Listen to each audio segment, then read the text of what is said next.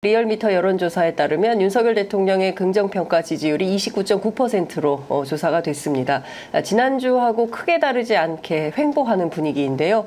아시는 것처럼 지난주 갤럽 여론조사도 전주와 똑같이 23% 긍정평가를 기록했습니다. 40대가 충격적입니다. 9%의 긍정평가, 그리고 부정평가는 86%인데요. 사실상 더 이상 윤석열 대통령에게 혹은 또 윤석열 정부에게 기대할 것은 없다. 손절각이다. 이런 여론평가도 나오고 있습니다. 오늘은 국회 법사위 그리고 지역구는 전남 광주이신 박균택 더불어민주당 의원님 모시고 다양한 정치 현안 여쭤보도록 하겠습니다. 어서 오십시오, 의원님. 예, 안녕하십니까? 네, 반갑습니다. 예, 불러주셔서 감사합니다. 아닙니다. 모실 수 있어서 영광입니다. 얼마나 바쁘십니까? 예, 회의도 많으신데 저희 프로그램 함께해 주셔서 너무 감사드립니다. 지난주에 국회 법사위에서 상당히 험한 막말들이 많이 오고 갔는데요. 뭐 빌런, 이 일본 말이어서 옮기면 안 된다고 여러 선생님들이 뭐를 하시지만 꼬붕 뭐 이런 얘기가 뭐 김건희 여사가 본인은 뭐 진보의 꼬붕이다 이래서 또 화제가 되기도 한 적이 있었는데 왜 이런 말들이 이렇게 많이 쏟아진 겁니까?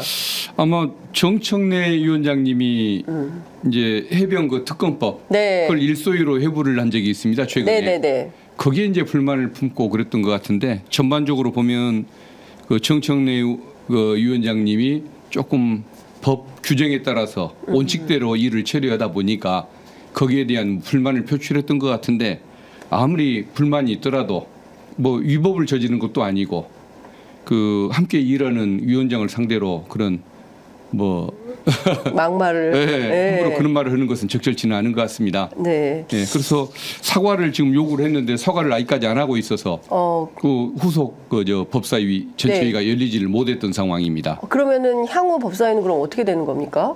이제 결국은 열리긴 열리겠지만 그 뭐 청문 인사청문회 있지 않습니까? 그 경과 보고서 채택을 할지 여부에 대한 회의를 열지를 못하고 있는 그런 상태입니다. 그러면 심우정 후보자에 대한 그 임명 절차도 상당히 늦어질 수 있겠네요.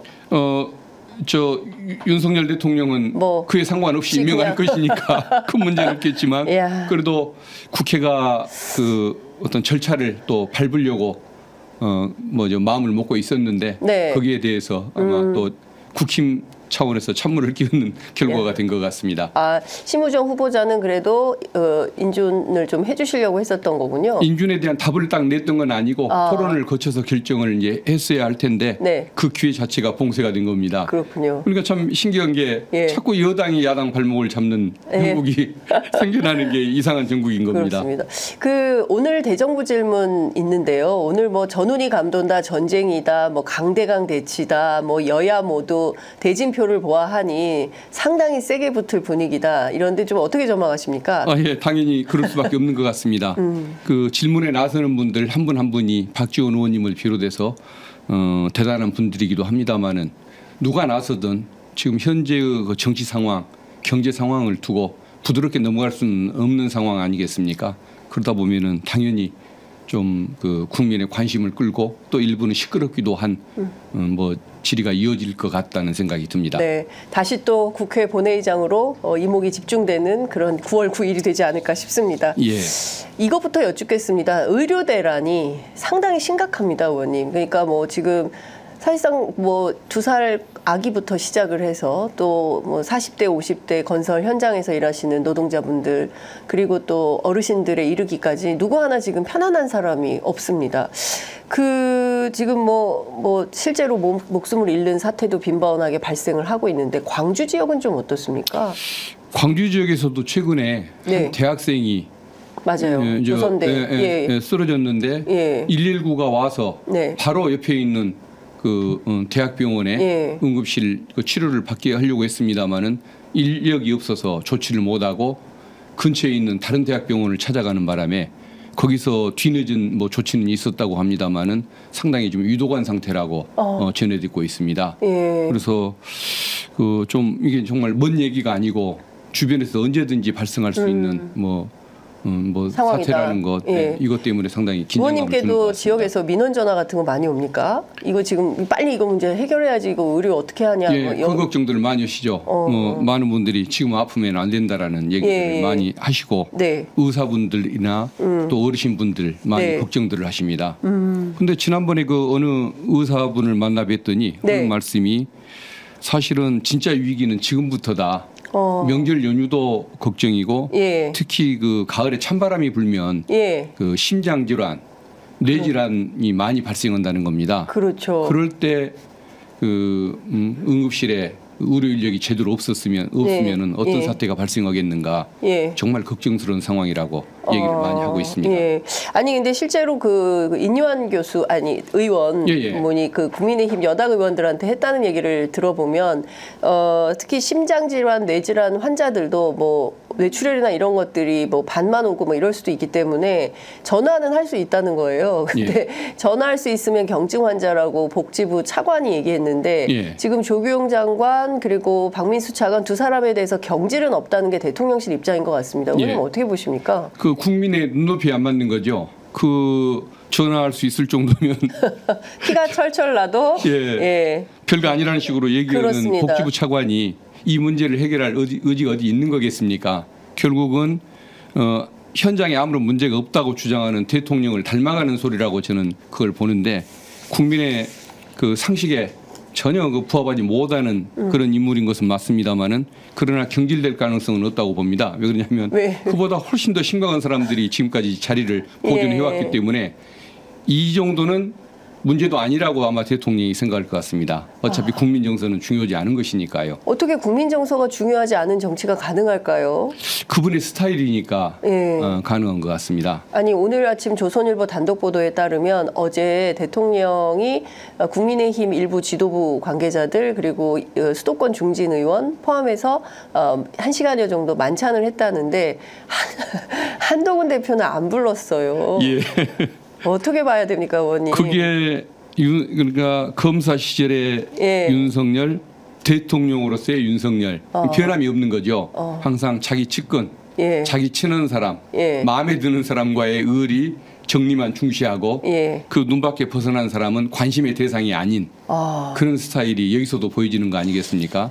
대통령이 어떻게 여당 대표를 빼고 원래 있던 약속은 뒤로 밀어버린 채 그 전에 아니 추석 이후에 하겠다고 그러니까요. 이런 걸 보면은 그 과거의 측근 중심 이런 그 골목대장식의 그 리더십 스타일이 전혀 안 바뀌고 있는 것을 볼 수가 있는 것이죠. 그래서 그런 스타일 때문에 검찰총장 때 검찰을 망쳐놨다라고 평가를 받았는데 그게 이제 지금은 이제 나라까지 망치고 있는 이런 상황이 된 거죠.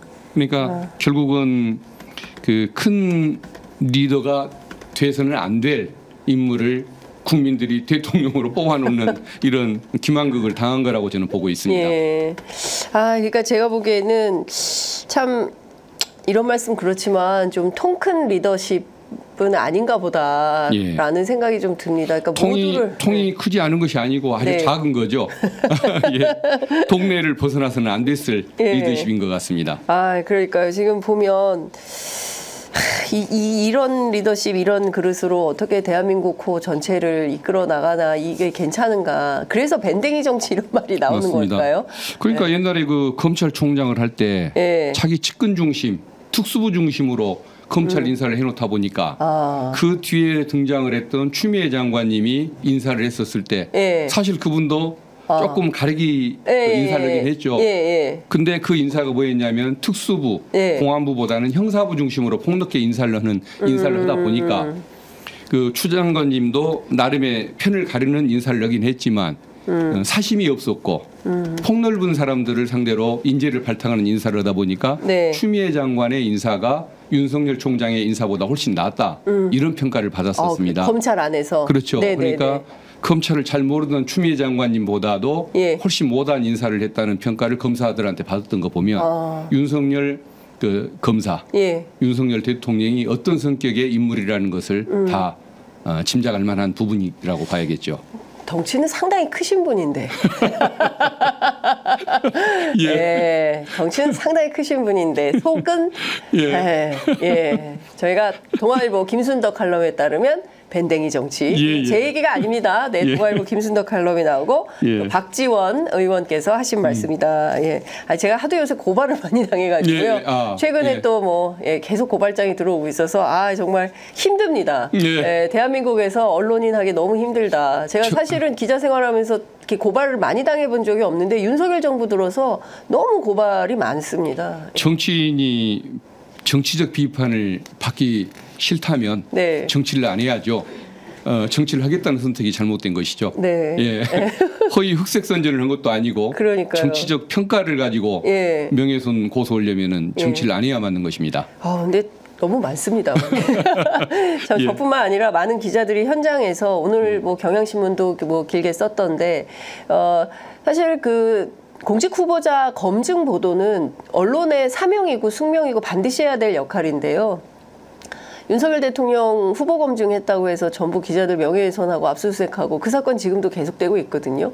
그 봉지욱 기자는 아직도 이게 출금 해제가 안 돼가지고 아이들 데리고 어디 나갈 수도 없고 그런 상황이라고 하는데 이게 맞나 싶습니다. 최상목 경제부총리가 의료 현장 의료 인력 공백 지원을 위해서 추석 기간에 전문의 간호사 모두 400명 신규 채용을 목표로 해서 37억의 재정 지원 조치를 완료했다. 이걸로 의료 대란 막을 수 있겠습니까? 그리고 지원하는 의사 간호사 있을까요? 이 400명? 그러니까 네?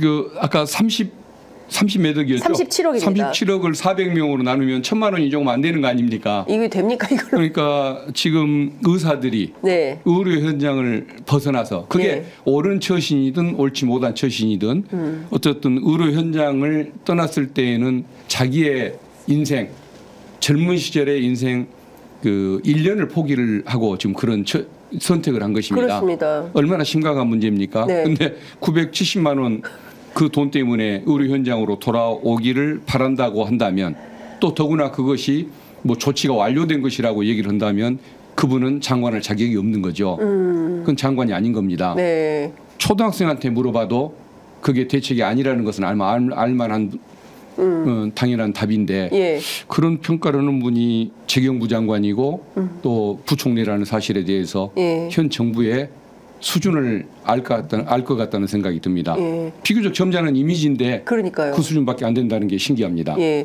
근데 최상목 경제부총리도 사실은 문재인 정부 때도 역할을 했던 분, 그리고 기재부 관료 중에 상당히 똑똑한 분으로 일 잘하시는 분으로 알려져 있는데 그러니까 참 리더가 중요한 것 같습니다. 예. 그러니까 어떤 정부의 관료이냐에 따라서 평가가 달라지는 것 같습니다. 예. 그 정은경 본부장만 하더라도 박근혜 정부 때 메르스 때는 막 징계받고 엄청 비판을 받았는데 코로나 때는 엄청난 역할을 하지 않았습니까? 그러니까 정말 대통령이 진짜 중요하다라는 생각을 다시 한번 하게 됩니다. 지금 그래서 여야 의정 협의체는 가동이 되는 겁니까? 가능성이 있는 겁니까? 의사들은 사과부터 하라. 그리고 조규홍 복지부 장관, 박민수 차관 경질부터 해라. 대통령이 사과를 잘 안 하시는 분이라서 이게 될까? 아마 그 구성 자체가 만만치는 않을 것 같은데 네. 그래도 의사협회 특히 그 반발 네. 그게 이해는 가지만 그래도 또 지성인 분들이고 네. 이 사태를 언제까지 가져갈 수는 없는 것이니까 조금 우여곡절은 있지만 뭐 당연히 뭐 임해 주는 것이 바른 도리가 아닐까 싶은데 네. 그렇게 해주리라고 기대를 합니다.